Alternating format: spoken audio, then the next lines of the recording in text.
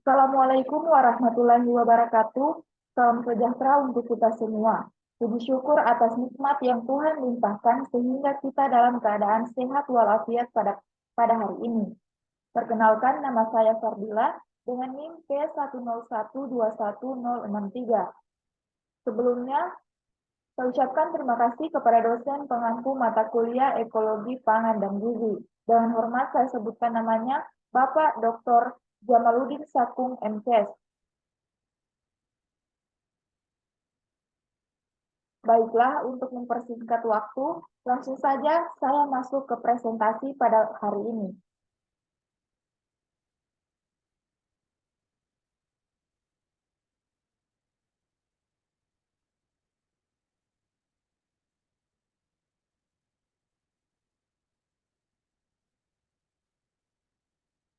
Oke, topik yang saya ambil pada hari ini yaitu gizi dan lingkungan biofisik. Jadi yang pertama yang harus kita ketahui itu apa itu gizi. Gizi diartikan sebagai proses organisme menggunakan makanan yang dikonsumsi secara normal melalui proses pencernaan, penyerapan, transportasi, penyimpanan, metabolisme, dan pengeluaran zat gizi untuk mempertahankan kehidupan, pertumbuhan, dan fungsi normal organ tubuh serta untuk menghasilkan tenaga atau energi. Kemudian apa itu lingkungan biofisik? Lingkungan biofisik adalah sebuah mata rantai yang saling berkaitan dan memberi pengaruh antara yang satu dengan yang lain.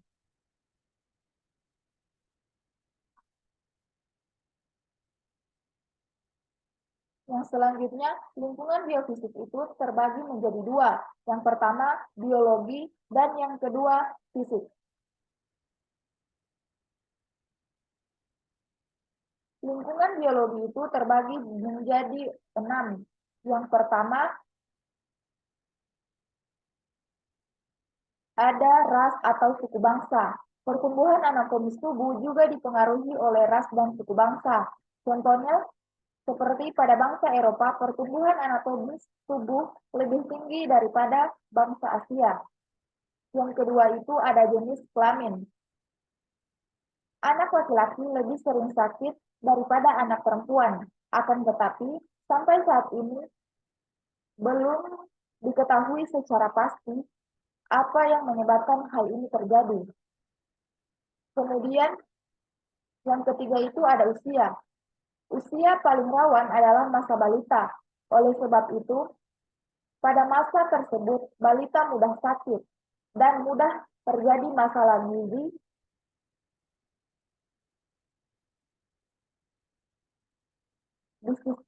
dan mudah terjadi masalah gizi.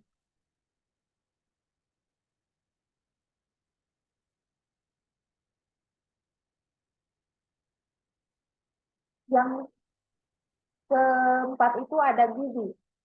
Makanan memegang peran penting dalam tumbuh kembang anak, di mana kebutuhan anak berbeda dengan kebutuhan orang dewasa. Oleh karena itu, dibutuhkan kecukupan gizi pada saat masa tumbuh kembang anak. Yang kelima itu ketahanan pangan.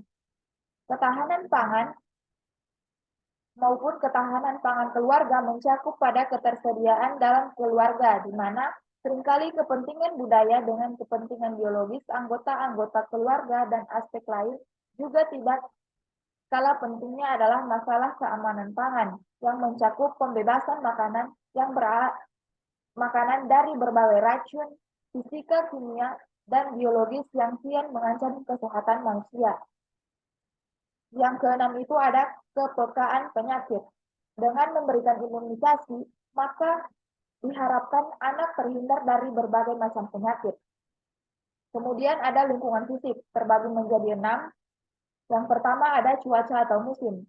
Cuaca atau musim, keadaan geografis suatu daerah, contohnya seperti pada musim kemarau yang panjang atau adanya bencana alam, lainnya dapat berdampak pada tumbuh kembang anak seperti gagal panen, yang akan berakibat banyak anak yang kekurangan gizi. Kemudian yang kedua ada sanitasi. Sanitasi lingkungan memiliki peranan dominan dalam penyediaan lingkungan yang mendukung kesehatan dan tumbuh kembang anak. Kemudian yang ketiga ada kebersihan. Kebersihan baik perorangan maupun lingkungan memegang peranan penting dalam timbulnya penyakit. Akibat dari kebersihan yang kurang diperhatikan, maka anak akan mudah sakit, seperti terkena penyakit diare, kecacingan, demam berdarah, hingga hepatitis. Kemudian yang keempat ada polusi udara. Polusi udara baik yang berasal dari pabrik maupun asap kendaraan serta asap rokok dapat berpengaruh terhadap tingginya angka kejadian ispa. Jika anak sering menderita sakit, maka tumbuh kembangnya pasti akan terganggu. Kemudian yang kelima ada keadaan rumah.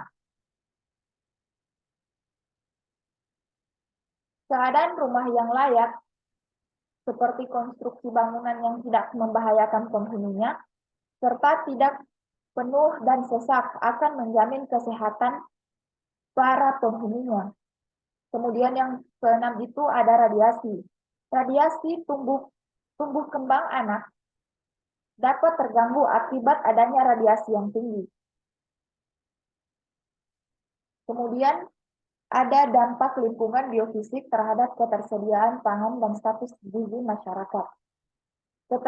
Ketersediaan pangan atau food availability yaitu ketersediaan pangan dalam jumlah yang cukup, aman dan bergizi untuk semua orang dalam suatu negara, baik berasal dari produksi sendiri, impor,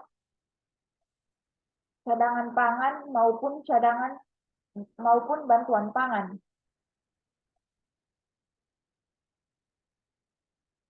Ada beberapa faktor terjadinya rawan produksi maupun rawan cadangan pangan, yaitu yang pertama ada bencana alam seperti banjir, longsor, maupun kekeringan. Yang kedua ada gangguan hama. Yang ketiga ada pencemaran lingkungan. Yang keempat terbatasnya sarana prasarana. Yang kelima pertambahan penduduk.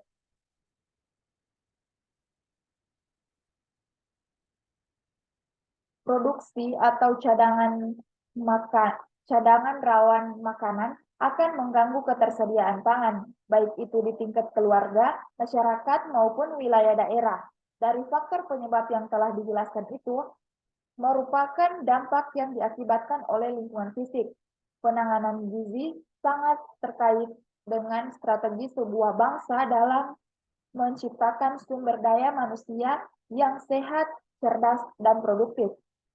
Lingkungan biofisik yang tidak memadai akan berdampak terhadap ketersediaan pangan yang serta-merta akan berdampak pada status gizi masyarakat di wilayah tersebut.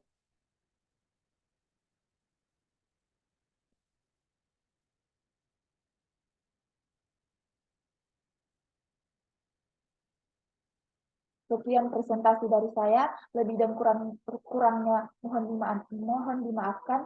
Wassalamualaikum warahmatullahi wabarakatuh.